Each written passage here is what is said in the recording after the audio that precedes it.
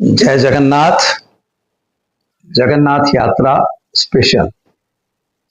जय जगन्नाथ दर्शक मित्रों, मैं आचार्य दुर्गा प्रसाद शास्त्री आप सभी का स्वागत करता हूं आपके यूट्यूब चैनल में। आज हम जानेंगे जगन्नाथ रथ यात्रा का विशेष महत्व और क्यों मनाई जाती है रथ यात्रा, और रथ यात्रा का दर्शन करने से आपको क्या मिलेगा। हर चीजों के ऊपर हम अपनी नजर डालेंगे और आपको बताने का प्रयत्न करेंगे। यद्यप मित्रों ये कहा गया है जगन्नाथस्य दर्शनम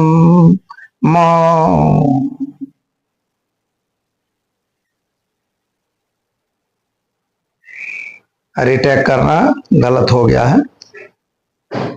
जगन्नाथस्य दर्शनम सर्व पाप विनाशनम चिंता शोक प्रशमनम आयु आरोग्य वर्धनम।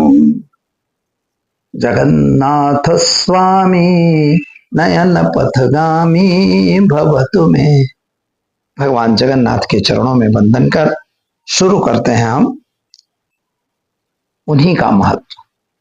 विचित्र कहानी है और महाप्रभु हैं, फिर भी हम उनका गुण गाएंगे, क्योंकि लिखा है असित गिरिशमम कज्जलम सिंधु पात्रम सुरतरुवर शाखा लेखनी पत्र पूर्वे लिखित यदि गृहीत्वा शारदा सर्वकाले तदपि तब गुणामीशम पारम नहीं आती। भगवान आपके गुण का कोई पार नहीं है। सभी वेद पुराणों ने आपका गान गाया है, लेकिन कहीं भी स्तुति कम नहीं हुई है। सभी अपने अपने ढंग से स्तुति कर ही रहे हैं। यहाँ पर जैसे कि हम देख रहे हैं कि भगवान जगन्नाथ की रथ यात्रा क्यों निकाली जाती है, तो सबसे पहला इसका सरल उत्तर है कि भगवान जगन्नाथ देखिए तो हर जगह बसे हुए हैं। बसता है कण कण में भगवान। भगवान हमेशा कण कण में बसते हैं। ऐसा नहीं है कि उनको रथ यात्रा निकालोगे तभी उनको देखोगे। लेकिन हम लोग जो है सगुण पूजा वाले हैं, जो सगुण पूजा करते हैं, तो हमें भगवान के दर्शन की आवश्यकता है। निर्गुण और सगुण दो ब्रह्म है। हमने सगुण ब्रह्म को माना है, इसलिए हम उनके रथ यात्रा का दर्शन करते हैं। दूसरा नंबर यह आता है कि मित्रों, हम जानते हैं कि अन्न एव ब्रह्म, वेदों में लिखा हुआ है अन्न भगवान ही ब्रह्म है। तो जो हमारे खेतों में अन्न है, तो आप समझिए कि इस आषाढ़ के महीने में अन्न अंकुरित हो जाते हैं, यानी अंकुरण बाहर आ जाता है, तो सभी लोग उनका दर्शन करते हैं। यहाँ पर जगन्नाथ स्वामी है, जगत का जो नाथ है, तो वह इस तरह से देखने जाइए तो वह भी एक इंपॉर्टेंट है, वह भी ब्रह्म है, उसको भी हम देख रहे हैं। यह भी रथ यात्रा का कारण यह भी हो सकता है। दूसरा नंबर क्या बनता है, यहाँ पर इंपॉर्टेंट चीज यह है कि जब हम भगवान जगन्नाथ की रथ यात्रा की बात करते हैं, तो जगन्नाथ स्वामी नयन पथगामी भवत में भगवान जगन्नाथ यात्रा पर आते हैं, हर घर घरी गली जा रहे हैं, सभी को देखना चाहते हैं, क्योंकि राजाधिराज हैं और राजाधिराज प्रजा को देखेगा नहीं, क्यों देखेगा। राजा भी अपनी प्रजा को देखता है, उसी प्रकार से भगवान जगन्नाथ भी अपनी प्रजा को देखते हैं, भक्तों पे अपनी कृपा बरसाते हैं, अपनी अपनी दृष्टि लोगों पे डालते हैं। तो यहां जगन्नाथ यात्रा का मेन महत्व हुआ। इसके कारण पर अगर जाएं तो कारण क्या था, तो ऐसा बताया जाता है भगवान कृष्ण ने जब अपना देह त्याग किया, उस समय उनके समुद्र में उनके देह को डाला गया। जलाने के बाद विश्वावसु नाम के सरदार ने उनको जाके उड़ीसा में नीलांचल पर्वत था, नीलांचल निवासाय नित्याय परमात्मने सुभद्रा प्राणनाथाय जगन्नाथस्य दर्शन। वहां सुभद्रा के भाई सुभद्रा बलभद्रश्च, सुभद्रा बलभद्रश्च, सुभद्रा बलभद्र और जगन्नाथ, ये तीनों की मूर्ति की वहां पर प्रतिष्ठा है। तो विश्वावसु सरदार ने उनकी पूजा की, लेकिन विद्यापति को, मतलब विद्यापति नाम के सैनिक ने उनका पता ढूंढ लिया, और वहां पर इंद्रदुम्न नाम के जो राजा थे, गुड़ीचा उनकी रानी थी, उन लोगों ने उनको स्वप्न आया कि हम आपके यहाँ साक्षात वास करेंगे। ये जब सुने तो उन्होंने विद्यापति को भेजा और विद्यापति जाके और विश्वावसु के पास से उनका पता प्राप्त कर लिया। शादी उन्हीं की लड़की से उनने कर ली, लेकिन विद्यापति ने उनकी आंख में पट्टी बांधकर, विश्वावसु ने उनकी आंख में पट्टी बांधकर भगवान जगन्नाथ के दर्शन करवाए, क्योंकि जामात था तो जमाई को दिखाना था। उन्होंने उसमें क्या किया कि राई के दाने डाल दिए। जब कुछ दिन हुआ तो राई फूल आई, अपने गांव में आके उन्होंने बताया, राजा वहां पर चढ़ाई कर दिया। भगवान के वहां राजा के पहुंचते ही भगवान सीधे अंतर्ध्यान हो गए और पूरा नीलांचल पर्वत जो था वो जमीन में घुस गया। इसके बाद विश्वावसु को लाके बांध के रख दिए राज्य में। तब रात में स्वप्न आता है कि तुम्हारे यहाँ दारु ब्रह्म रूप में हम रहेंगे। वेद में इसका उल्लेख मिलता है मित्रों कि दारु एव ब्रह्म, समुद्र पूर्व तटे दारु ब्रह्म। दारु ब्रह्म समुद्र के पूर्व भाग में है। दारु का अर्थ होता है लकड़ा, लकड़ी का ब्रह्म पूर्व भाग में है। तो वहां पर जाके भगवान ने जब कहे तो समुद्र में जाते हैं, वहां से एक लकड़ा बहता हुआ आता है, उसको लोग पकड़ के बाहर लाते हैं। वो 2 ही लोग आते, 4 लोग आते हैं कारीगर लोग, बाकी लोगों से वो लकड़ा एक बाहर नहीं निकलता। तो वो लोग ले जाके उसको एक रूम में बंद करके और बोल दिए थे कि दरवाजा मत खोलना, और उसको बनाने लग गए, भगवान की मूर्ति बनाने लग गए।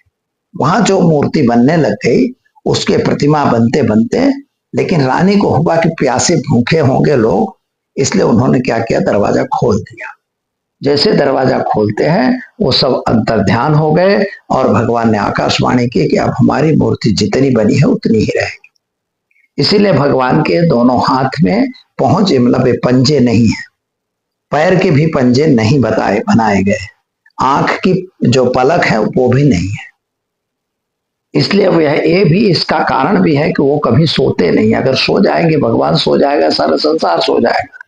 जब हम लोग पुजारी लोग भगवान को सुलाते हैं, शयन कराते हैं, चाहे किसी भी मंदिर में जाइए तो शयन भगवान करते हैं, लेकिन भगवान सोएंगे तो सब सो जाएंगे, इसलिए वो सोते नहीं है भगवान।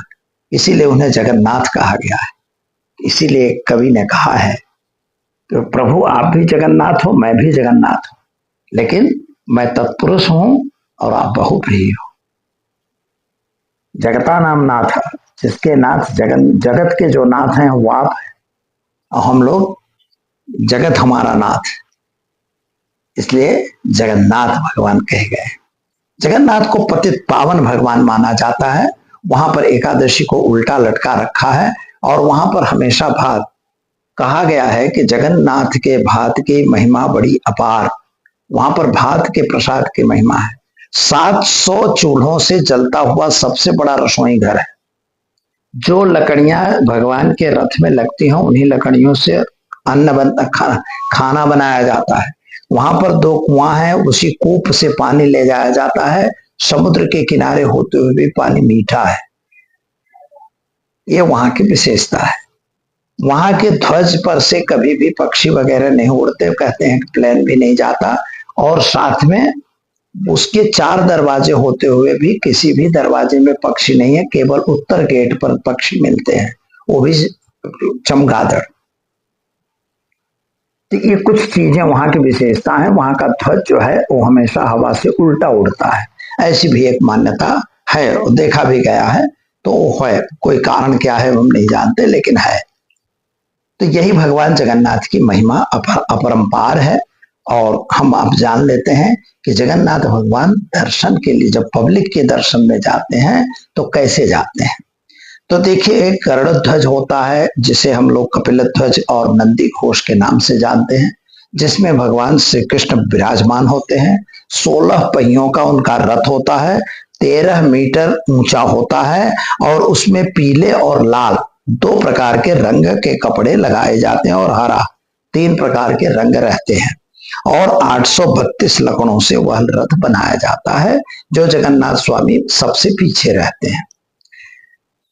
सुभद्रा बहन जो है वो देवदलन नाम के रथ में रहती हैं, जिसमें 12.9 मीटर ऊंचा रहता है। लाल और काले कपड़े से उनको उनका कलर किया जाता है रथ का, और 12 पहियों का रथ होता है। 594 उनमें लकड़ी होती है।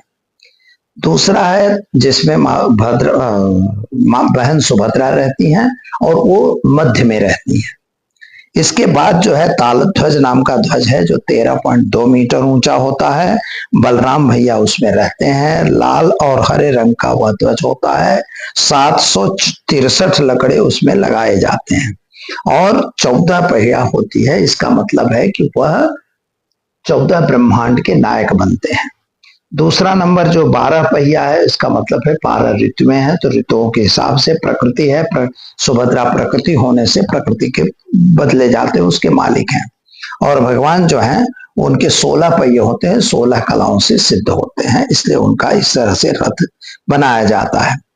और ये हमने देखा अलग अलग रस्सियां होती हैं, उनके भी नाम है, उनमें देवता लोग रहते हैं, उनके भी नाम बताए गए हैं। लेकिन यह रथ जो है, रथ यात्रा दो है। एक अहमदाबाद में भी रथ यात्रा निकलती है और दूसरी रथ यात्रा उड़ीसा में निकलती है। अभी हम आपको उड़ीसा की रथ यात्रा के बारे में बता देते हैं। उड़ीसा की रथ यात्रा जो है वह वास्तविक रूप से इंद्रदुम्न राजा के यहाँ जब उनकी भगवान की प्रतिष्ठा की गई, तो वह प्रतिष्ठा के दरमियान गुड़िचा रानी ने मांगा कि भगवान हमारे घर भी आप एक बार पधारिए, हमारे मायके में।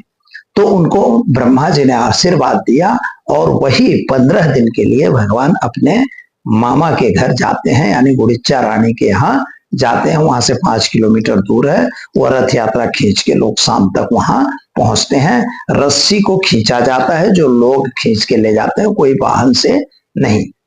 पहिंद विधि सबसे पहले होती है उनको ले जाने से पूर्व। पहिंद विधि में सोने के झाड़ू से राजा वहां बहोरता है, झाड़ू लगाते हैं साफ करके, और भगवान को रथों में बैठाया जाता है बस। और इसके बाद फिर जय जगन्नाथ के नारे, जय श्री कृष्ण, राधे राधे वगैरह नारों से भगवान को गूंजित होता है और भक्ति भाव से एक भजन कीर्तन ढोल नगारे के सहित लोग भगवान को यात्रा पे ले जाते हैं। लाखों की भीड़ वहां रहती है। तो दर्शक मित्रों, ये तो रहा जगन्नाथपुरी की रथ यात्रा का। 15 दिन बाद भगवान निज मंदिर में वापस आते हैं। अहमदाबाद में जो रथ यात्रा मनाई जाती है वह वास्तविक रूप से सारंगदास महाराज जी थे, और वो हमेशा जगन्नाथ मंदिर पुरी में जाया करते थे। जब वो वृद्ध हुए तो उन्होंने कहा भगवान अब यहाँ नहीं आया जाता, तो भगवान ने कहा हम आपके यहाँ ही आना चाहते हैं। उनको ऐसा स्वप्न आया और उस स्वप्न को देख के भगवान ने यहाँ जब आए तो भगवान की मंदिर की प्रतिष्ठा करने के लिए उन्होंने निश्चित कर लिया। यहाँ हनुमान मंदिर है नदी, साबरमती नदी के तट पर, वहीं वह महंत थे। लेकिन जगन्नाथ की यात्रा के बाद, वहां से आने के बाद उन्होंने मंदिर की प्रतिष्ठा करवाई। रथ यात्रा का विधान जो था वो वास्तविक रूप से नरसिंह दास जी महाराज ने सबसे सर्वप्रथम 1878 में प्रारंभ किया था। आज यह 148वीं रथ यात्रा हमारे अहमदाबाद की मनाई जाएगी। इसके बाद वह रथ यात्रा पहले कहीं नहीं जाती थी, नॉर्मली यात्रा करके वापस आते थे। लेकिन वासुदेव दास जी महाराज करके थे जो सरसपुर में थे, वासन शेरी, नानी वासन शेरी में, छोटी वासन शेरी में। वहां पर उन्होंने कहा हम आपका मामा के रूप में हम भी अपने यहाँ बुलाते हैं, आप आया करिए। वो रथ यात्रा उस वक्त से सरसपुर जाने लगी, जहां इनका मोसाड़ यानी ममिहाल ननिहाल कहा जाता है। वहां पर आज भी बड़े धूमधाम से लोग इनको भेंट सौगात दे के भगवान का स्वागत करते हैं। इनमें नंबर लगाए जाते हैं, लोगों को अलग अलग नंबर पे उनका नंबर लगता है। जिसका भाग्य होता है उसका नंबर उसमें आता है और वो लोग उसमें खर्च करते हैं। सरसपुर की सभी जो सोसाइटी यानी पोल जो है, वो सभी पोले लड्डू, दाल, भात, साग वगैरह बना के जितने लोग होते हैं उन सभी लोगों को भोजन कराया जाता है। हर पोल अपना अपना व्यवस्था करती है और लोग कहीं भी खा सकते हैं। ऐसी एक व्यवस्था अहमदाबाद में की जाती है। इसके बाद भगवान रथ यात्रा से निकल के और फिर अपने निज मार्ग पे जाके और अंत में अपने निज मंदिर जाते हैं। ऐसी मान्यता है कि भगवान रात्रि में अपने निवास में नहीं जाते, यानी मंदिर में नहीं जाते, वो बाहर ही सोना पड़ता है। इसके पीछे का जो रहस्य है वो अलग रहस्य है, लेकिन उनको वहां सोना पड़ता है। दूसरे दिन सुबह में उनको वहां बैठाया जाता है निज गद्दी पर, और फिर आरती पूजा त्रिमंजन वगैरह करके उनका स्वागत करके उनको बैठाया जाता है। फिर 1 वर्ष तक भगवान वहां रहते हैं। जब यहाँ की रथ यात्रा निकलती है तो हाथी होते हैं, मतलब बाजित्रों के साथ भजन मंडलियां होती हैं, साधु संत तो रहते ही हैं, और साथ में यहाँ पर अखाड़े जो लोग कर्तव्य करते हैं सभी अखाड़े भी इसके साथ रहते हैं। ट्रकों की कुछ लाइनें रहती हैं, 100-100 200-200 ट्रक इसमें जुड़ते हैं, और इस तरह से भव्याति भव्य रथ यात्रा मनाई जाती है, जिसमें सामान्य रूप से अच्छा सौहार्द रहता है और लोगों को बड़ा आनंद का अनुभव होता है। इसे एक पर्व के रूप में अहमदाबाद में भी देखा जाता है। मित्रों, एक सबसे बड़ी बात है कि कच्छी समाज के लिए आज का दिन उनका नूतन वर्ष है, और सभी को नूतन वर्ष की हमारी ओर से शुभकामना। जय जगन्नाथ।